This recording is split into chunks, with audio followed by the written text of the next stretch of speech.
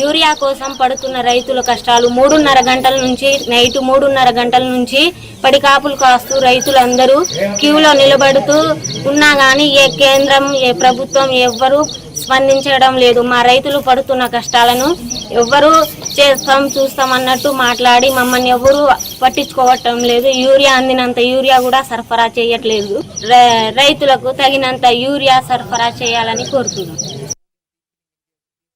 నిన్న ఇదే టయానికి వచ్చినా నాకు మందు కొట్టాలి సీరియల్లో దొరకలే. నాకంటే ముందు 200 మంది రైతులు ఉన్నారు.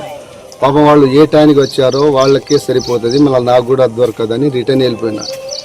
ఇవాళ 3ంటికి నా ఫోన్లో కాల్ డేటా ఉంది. 3ంటికి ఒక ఫ్రెండ్ని ఫోన్ చేస్తే ఆయనే నాకు ఫోన్ చేసిండు. ఫోన్ చేసిన తర్వాత లిఫ్ట్ చేశాను. మందు కట్టలకు వస్తావా రావా అంటే ఈ నైట్లో ఈ నిద్రలలో ఏం వస్తామని అనుకొని మళ్ళా మందు కట్టలు కావాలని 3ంటికి లేచి వచ్చి సొసైటీ గేటు లాక్ వేసి ఉంటే గోడ పైనుంచి దూకి లోనకి వచ్చి లైన్లో కూర్చొని నిలబడ్డోళ్ళు నిలబడ్డారు, కూర్చున్నోళ్ళు కూర్చున్నారు.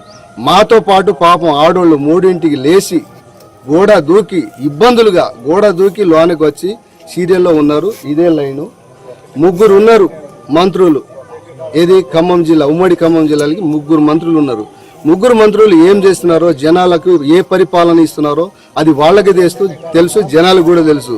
వాట్సాప్లో వస్తున్నాయి తుమ్మల నాగేశ్వరరావు గారని.